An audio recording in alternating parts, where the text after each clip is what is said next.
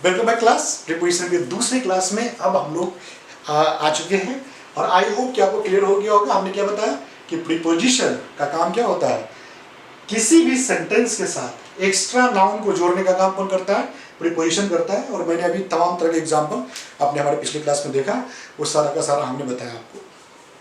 यहाँ पर जैसे आपने बताया कि आप देख रहे हैं कि आई एम टीचिंग इंग्लिश, एक हमारा कंप्लीट सेंटेंस हो गया। और इसके बाद ये सारा का सारा जो दिख रहा है आपको, ये सब जितना बार नाउन आया है, देखिए टू के बाद आपने नाउन यूज किया, एट के बाद आपने नाउन को यूज किया, फिर इन के बाद आपने नाउन को यूज किया, ऑन के बाद आपने नाउन को यूज किया। जितना बार नाउन को आपने जोड़ा है उतना बार आपने क्या किया है, उतना बार आप देखिए कि आपने प्रीपोजिशन का यूज किया है ना। अब आपके मन में एक बात आ रही होगी कि भाई ठीक है, ये तो समझ में आ गया कि प्रीपोजिशन का काम है कि सेंटेंस में एक्स्ट्रा इंफॉर्मेशन को ऐड करना। जितना ज़्यादा इंफॉर्मेशन को हम ऐड करते जाएंगे वो प्रीपोजिशन के द्वारा उसको ऐड करते जाएंगे। पर इसका एक राइवल भी है, उससे कभी कंफ्यूजन हो सकता है। जैसे हमने बोला कि ठीक है, ये बात मेरे दिमाग में एकदम बैठ गई कि सेंटेंस के बाद जब कभी भी हमको एक्स्ट्रा नाउन को जोड़ना है, एक्स्ट्रा नाउन का मतलब होता है कि जरूरत नहीं है, लेकिन अगर एक्स्ट्रा नाउन को जोड़ना है तो ये जिम्मेदारी प्रीपोजिशन को दी गई कि भैया वो जब भी जुड़ेगा तो प्रीपोजिशन के साथ जुड़ेगा। ठीक है ना। अब बात आती है कि सेंटेंस के साथ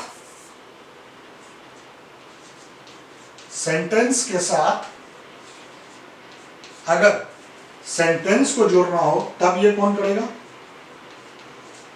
वर्ड के जगह पे अगर दो सेंटेंस को जोड़ना हो तो देखिए, अब सेंटेंस के साथ सेंटेंस को जोड़ने की जिम्मेदारी जो दी गई है, प्रीपोजिशन भी ये काम करता है। प्रीपोजिशन एक्स्ट्रा नाउन के साथ साथ सेंटेंस को भी जोड़ने का काम करेगा, लेकिन हम यहां पे एक वर्ड यूज कर रहे हैं कनेक्टर, और ये आगे हम आपको बताएंगे। ठीक है ना, कि सेंटेंस से सेंटेंस को जोड़ने वाला कौन कौन सा कनेक्टर होता है वो हम बाद में जाएंगे। पहले फिलहाल हम लोग पहले थोड़ा सा प्रीपोजिशन को इन डेप्थ थोड़ा पढ़ लेते हैं। ठीक है ना, उसके बाद हम लोग उस पर जाएंगे कनेक्टर्स वाले फॉर्म पे। अब देखिए यहाँ पे अब हम लोग है कि थोड़ा सा और क्लैरिफिकेशंस देखते हैं इसमें।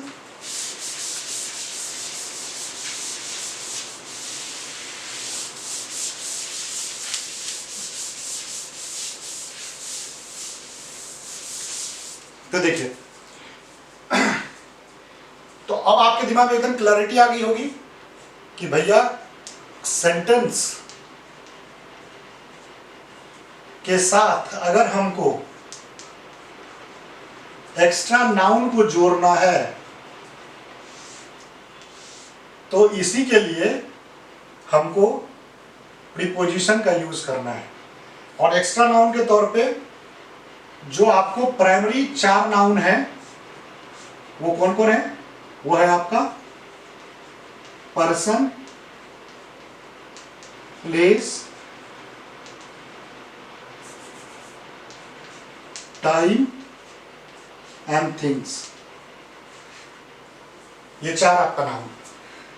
और हमने क्या बोला कि चारों को आप अकेले के सेंटेंस में भी यूज कर सकते हैं, और नहीं तो चारों इंफॉर्मेशन को एक ही सेंटेंस में जोड़ के भी आप यूज कर सकते हैं। ये आप पे डिपेंड करता है।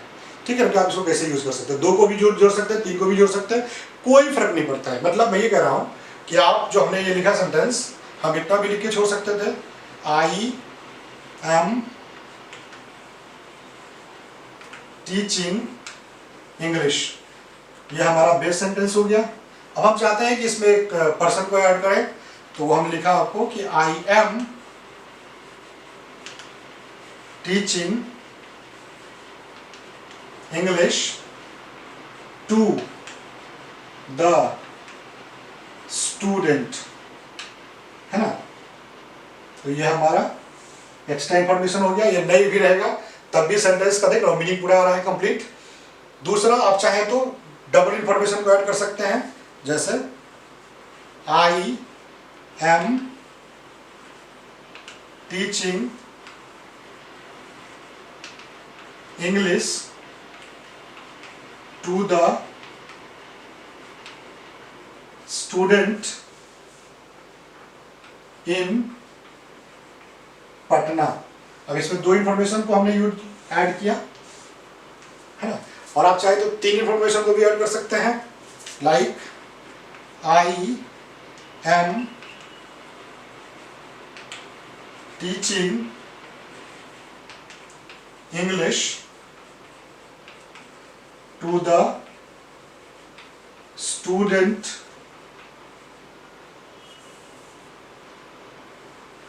at 9 o'clock in Patna।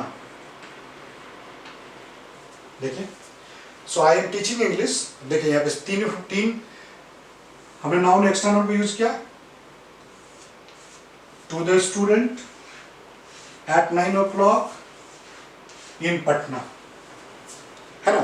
और आप चाहे तो चार इंफॉर्मेशन को यूज कर सकते हैं, जैसे आई एम टीचिंग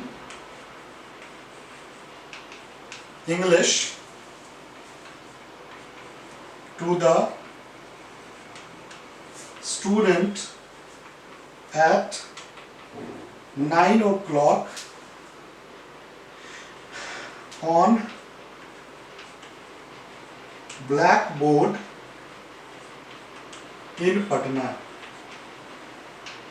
और सो ऑन। आप चाहे तो अब देखिए यहाँ पे हमने टू के बाद, फिर हमने एट के बाद, फिर हमने ऑन के बाद, और फिर हमने इन के बाद यूज किया, ये सारा का सारा, है ना। तो मेरे कहने का मतलब ये होता है कि आई होप कि अब आपको क्लैरिटी समझ में आपके आ गई होगी कि किसी भी सेंटेंस में एक्स्ट्रा अगर कोई भी नाउन को यूज करना होगा तो हम लोग पर्सन, प्लेस, थिंग और टाइम, ये मिनिमम चार चीज होता है। इसीलिए जो प्राइमरी लेवल पे देखिएगा कि प्रीपोजिशन जो पढ़ाया जाता है या किसी किताब में देखिएगा तो दो के बारे में सबसे ज्यादा चर्चा हुई है, प्लेस प्रीपोजिशन और टाइम प्रीपोजिशन। नहीं लिखा रहता है, देखिए वो लिखा रहता है प्लेस प्रीपोजिशन। प्लेस प्रीपोजिशन मतलब जो प्लेस के पहले आएगा, और टाइम प्रीपोजिशन, है ना। हम लोग सबसे ज्यादा इसी दोनों के बारे में चर्चा करते हैं। तो हम लोग देखेंगे कि प्लेस प्रीपोजिशन कौन कौन होता है, टाइम प्रीपोजिशन कौन कौन होता है। अभी वो आगे की बात है, थोड़ा चीजें और क्लैरिटी के साथ समझते हैं। आई होप कि आपको चीजें समझ में आपको आ गई होगी कि प्रीपोजिशन क्यों आया है, किस लिए आया है, उसका क्या काम है अंग्रेजी में, है ना।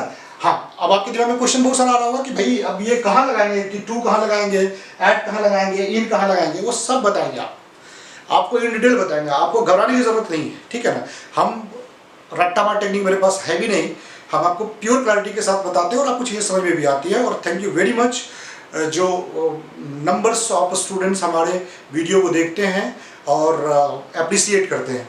तो मुझे अच्छा लगता है कि कम से कम मैं आपको सिखा पा रहा हूँ, ठीक है। एक टीचर के तौर पे जो जिम्मेदारी निभानी होती है वो मैं निभा रहा हूँ।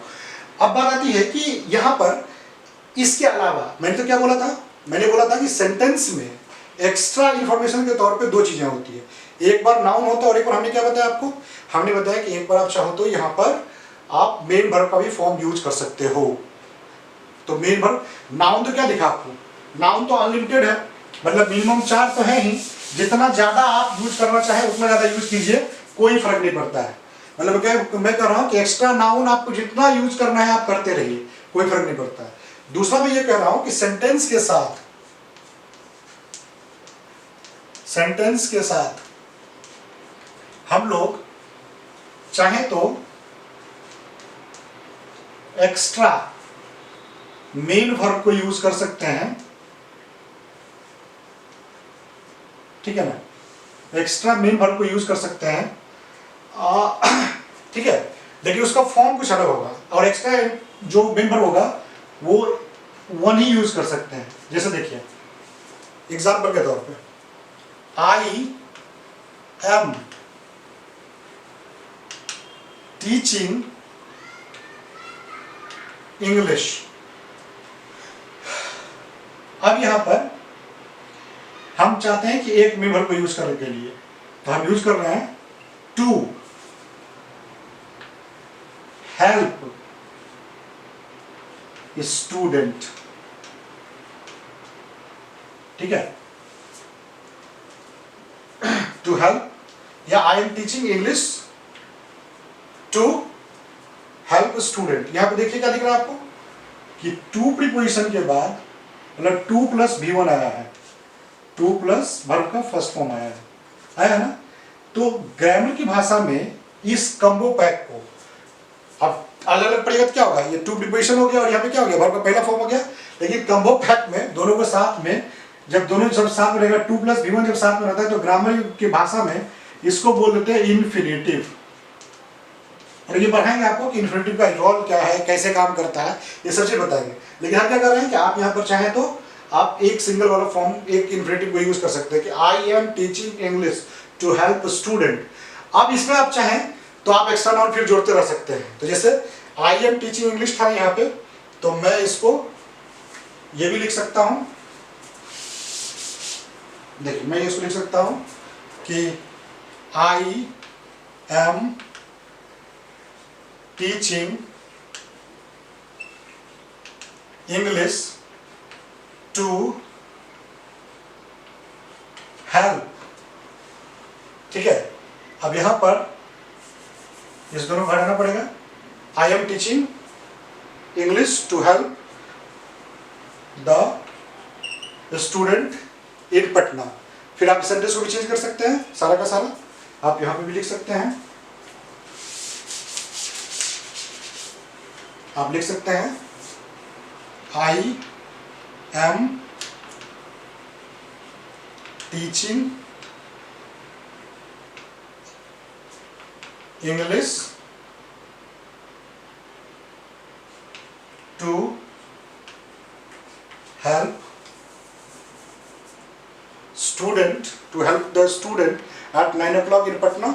या हम यहाँ पे भी लिख सकते हैं कि आई एम टीचिंग इंग्लिश